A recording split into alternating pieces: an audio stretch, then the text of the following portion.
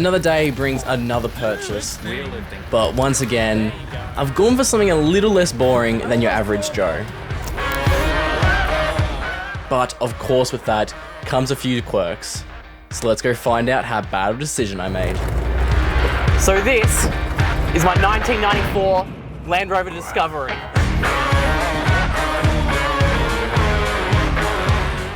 And I think it's the best $4,000 you can spend on a four-wheel drive. See, they're not particularly good looking cars, but there's something about them that just screams adventure. See, when you're looking at it, you don't think, oh yes, this is an epic full drive overlanding rig that is able to climb Uluru in one take. Like, it's not about that. What I think this vehicle is about is having fun and taking some pretty epic back roads. When you look down the side of it, it looks like a very typical styling for that era. But when you look up, that's when it gets a little bit weird. It's got an extra forehead, and with that, it's got extra windows. And there's something about that extra forehead that just looks weird and odd. What am I looking at? Like, if they just kept this following curve around, it would look pretty good. But with that, it's just freaking peculiar. But hopefully that doesn't travel around to the front end. Now, it's this front end profile which I think gives it the go anywhere, try its best vibe. It's flat, it's simple, it's no nonsense, it's showing up to the day, doing its best, and it doesn't wear any makeup. Maybe it's the ARB bull bar, or maybe it's the slightly larger all-terrain tires that were put on it. But when you look at it, it's saying, I want to go somewhere. See, and even the wildlife love this car. Hello there, what you doing? So it looks slightly peculiar on the outside, but what about the inside? It's actually surprisingly nice on the inside. For all the quirks that it has on the outside, the inside's a lot more tame. For instance, it's got comfy bucket style seats that are actually very supportive and hold you when you're going over rough terrain. And the dash and the dials, I've got my dual aircon control right in the center that are all physical buttons and dials. How good is that? I've got a radio, which I don't know how to make work, a steering wheel right in front of me. A steering wheel right in front of me with plenty of buttons and switches that probably don't work, and a sun visor which isn't quite screwed in properly. But given it's a Land Rover, it still has its quirks. Like, for instance, why are the power window buttons in the center? It seems so out of place and in the way for where more important things could be. Thank you, Land Rover. Or the door cards. I think I've worked out what happened when they were designing this. They were in their boardroom, and they had little cutouts of like the speaker, the door handle, the grab handle, the cloth, and they were laying it out trying to decide where to put it. And they came to a conclusion and were like, yeah, that is really good. Let's come back tomorrow and we'll start production. And the last person out must have sneezed or something and caused the design to go bleh. And they came back in the morning and saw that and they're like, yeah, that's what we agreed on, because it is the worst and most confusing design for a door card. The door handle just is in the wrong place because they put the speaker there. So to get to the door handle, I have to pass the speaker. And they're like, yes, we need some cloth here. Let's make it a funky L shape and put it behind everything to make our life a billion times more difficult. Like, why did you design it like that? Don't eat my door, please. No, stop it. Thank you. Like, who approved this design? It's terrible. Oh my God, stop it. Okay, okay. You've got your stuff all over my, okay. But because of the design choices that they've made, there is so much room in the back here. And because we can push the seats up, one small human could happily lay down here. Imagine the amount of not family-friendly things that have occurred in the back of Discoveries because of how well it was designed. I could home a family of 7 in this thing and still have room for me at the front, which there's something cool about this design that I think is going to be really good for camping. Look how big this back door card is. They could literally perform like a life-saving surgery on the back of this thing. It's so big, which makes it a good drop-down table, if you see what I'm thinking. But how well does it drive? The answer is, it drives. Back in the 80s, Camel cigarettes wanted to be known as this tough and rugged and reliable cigarette company that all the men can go towards. And to do so, they devised this awesome marketing plan. They were going to send out these reliable, tough vehicles into the wilderness, worldwide championship, and see who would come first. And they were to sponsor that. And which cars did they use for that? Well, I think you know the answer. So because of the way that the suspension was made, you are going to love this suspension, providing you know how to drive a boat. It is so incredibly swayy and boat-like. You feel like you're driving the Titanic that just happens to have a semi-decent turning circle. See, the coil-sprung suspension allows you to glide over any surface with ease, and you can barely feel it. And that's great and all, until you need to go around a corner. And in that case, I hope you're fine with being upside down. It just bends around the corner like it's a suggestion. It doesn't feel confident in what it's doing. So you really got to make sure that you don't take it too tight. So now the powertrain, what's driving this weapon of an off-road rig? There's two versions you can get this Discovery 1 in. Either a V8 petrol or a 4-banger diesel. And this is the diesel version. So this is a mechanically injected 2.5 litre 4-cylinder diesel paired to its 4-speed automatic transmission. That's right, I bought an automatic. I'm a normal citizen now. I'm a pleb. And I love it so much. This combination here is bad, but it's so bad that it's good, and it adds to the personality and the character of this vehicle. I don't think it even has a 0 to 100 time, because I don't think it will make it there. 40, I don't know what gear we're in. Second and a half, it feels like. 50. Come on, baby, 60. 70. 80. Come on, we've dropped into the lowest gear. Don't give up. Downhill, let's go. Come on, come on, come on. Okay, we've hit 90. And 100. That is with my foot basically flat to the floor. It's so slow.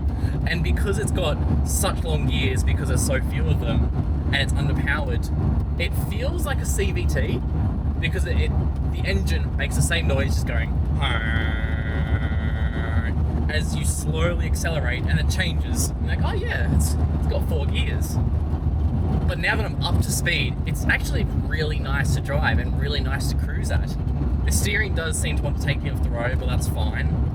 And every time you go up a hill, you will slow down by about 50%, so just keep that in mind. With the seats, the automatic transmission, and an engine that just seems to be happy to chug along for the rest of eternity, it's just nice to drive around in. It's just saying to me, let's go on an adventure. And that, to me, is what makes this car a car. But now was the test. It's mostly alright to drive on the road, but what happens when we take it to some off-road tracks for my very first full driving experience?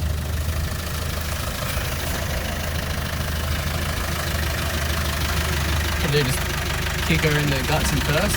Or? First low and yeah. Yeah, first low, lift off. Medium revs, just keep it going. Perfect start, just scrubbing a bit. Go, give it some. Oh, I just got covered in mud. Nice. Nope. I reckon more speed next time. As soon as I change to the right-hand side of this. So where do you want my wheel? On the path with everyone else? Yeah, where it's deepest. I know it's counterintuitive, but...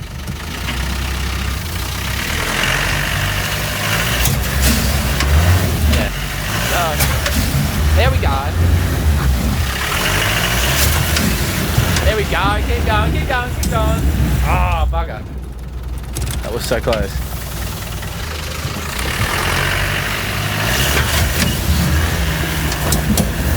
Ah! Don't fucking eat it. Stalled. An automatic. Yeah.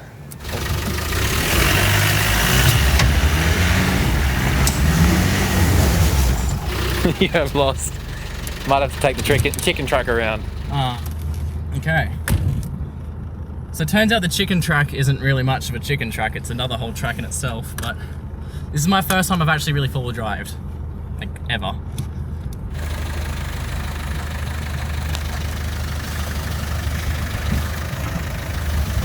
Jesus Christ. I'm just not paying attention. There you go. Pull the brakes, pull the brakes, pull the brakes, pull the brakes. Perfect. Nice and slow. Let the car do its thing. Wheel lifting. It needs a lift. What do you reckon?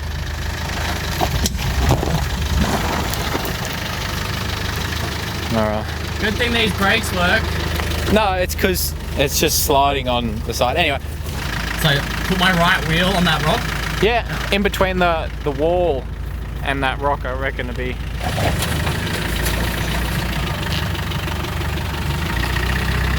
Give it Tom. Good start. We're gonna build up the river a bit so we're not earth moving. Holy shit, I didn't actually say that. Earth moving.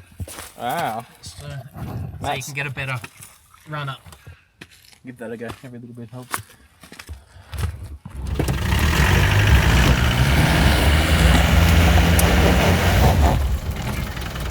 Need more of a run up.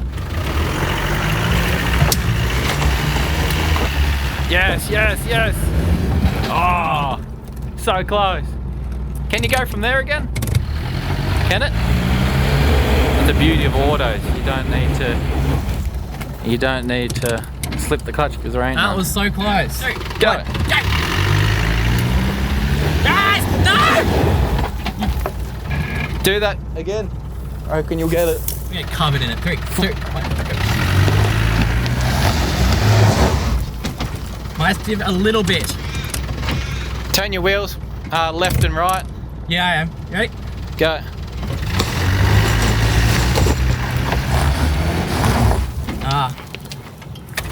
I'm nervous.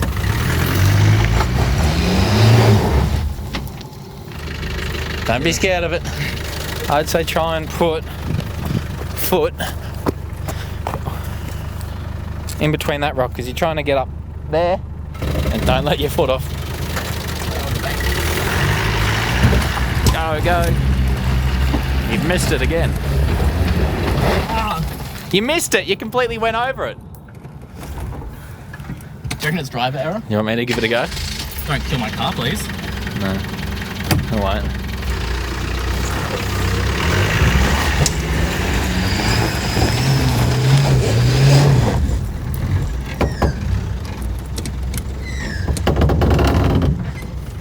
I'll go more to the left again. Yeah, try and go more left. I reckon go pretty left.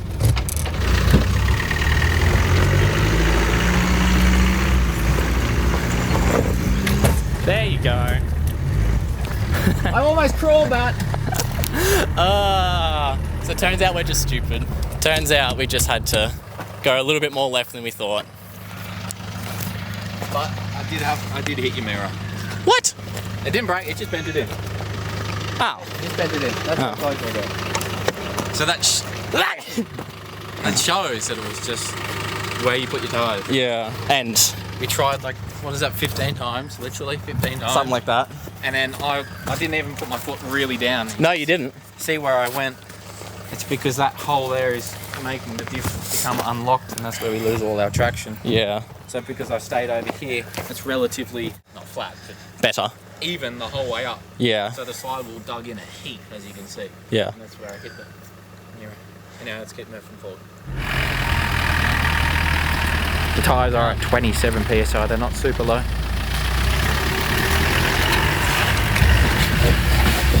That's the unlocked diff that just got him again. Go back, yeah, just slightly. And a bit of momentum now.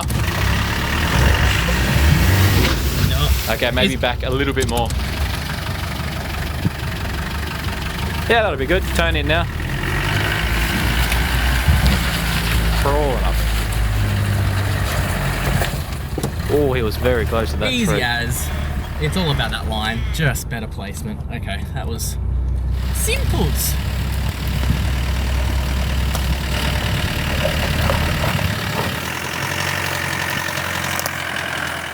But unfortunately, that's all the interesting tracks that we could find.